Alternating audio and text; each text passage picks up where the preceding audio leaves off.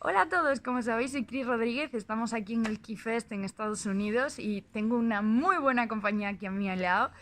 Vamos a tener que hablar en inglés por el tema de que le sea más fácil a él, pero luego os traduciré todo en la entrada, os lo prometo. Así que, hello and thank you so much for being with us, Eric.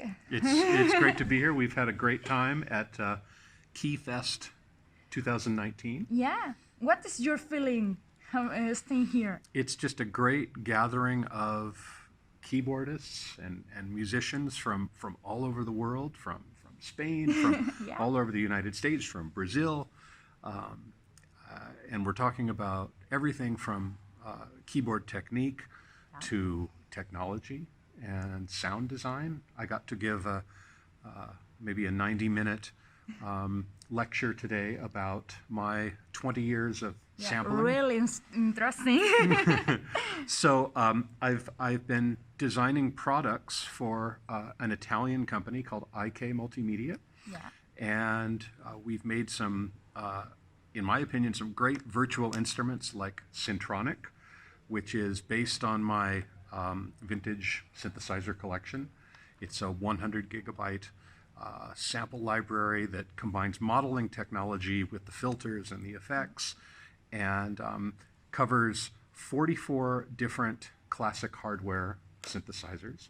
It's awesome. Yeah, thank you. And then we played a lot of the sounds from it, and then the latest virtual instrument, which is Sample Tank 4, and Sample Tank 4 is meant to be a complete instrument, so everything from piano to drums to organ to synths, of course, to ethnic sounds from all over the world, to, of course, guitars, basses, strings, brass, all of that. Of course. So, so we talked about that. And then the UNO Synth, which is the little portable analog synthesizer from IK Multimedia. We didn't get much time to talk about that today because I went on so long about 20 years of sampling. Of But it was a good story. I thought it was nice to give the background of how we got to this point rather than just saying, oh, here's this new product and it does this. Okay, who cares?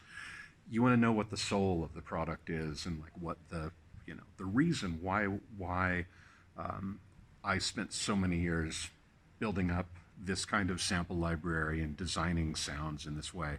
And I think we had a really good conversation with the group about that. And Yeah, of course, but it was interesting.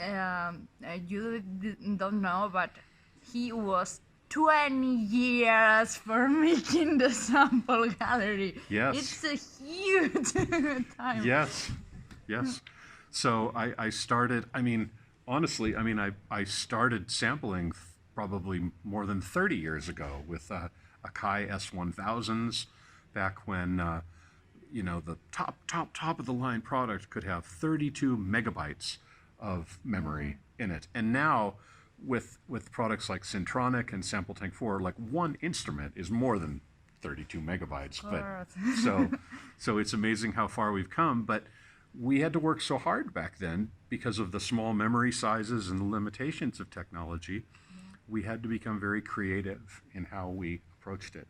And now that memory doesn't really matter anymore, you can just make things as big as you want. Well, we don't get lazy. We figure out, okay, now what can we do? Now that we have all of this memory and processing power, how can we use that to make great instruments and make great sounds?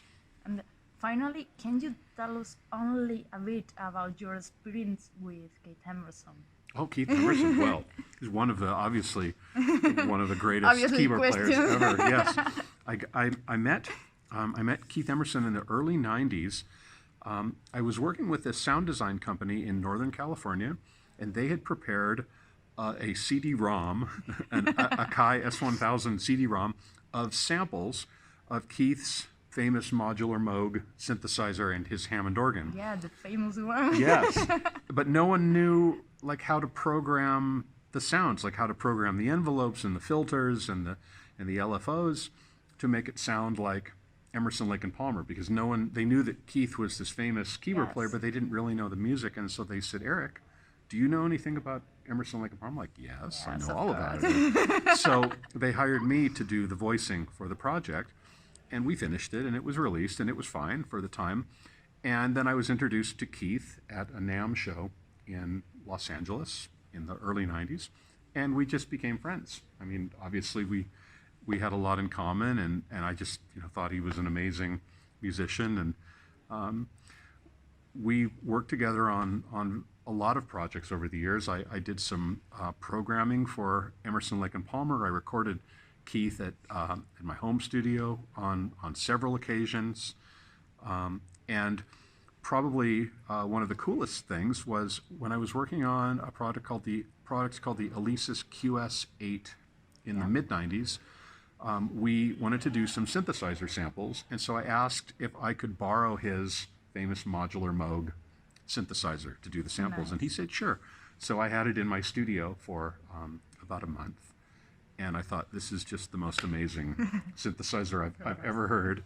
And so then I started building my own modular Moog system then, and so I started in 1995, and I built this giant system, and it wasn't really playable until about 5 years later, but through the help of a lot of friends, and I was able to restore it and customize it and kind of make it into this great instrument, and that's all because of Keith and because of his inspiration and setting an example. Pretty interesting. And yeah. So I don't keep you more time. Thank you so much. My pleasure. Yeah. For being here with us, and for our followers who is watching this, please follow this man because his work is pretty awesome. Muchas gracias. Gracias a ti. See you later. Okay, los mejores deseos. Muchas gracias. Bye.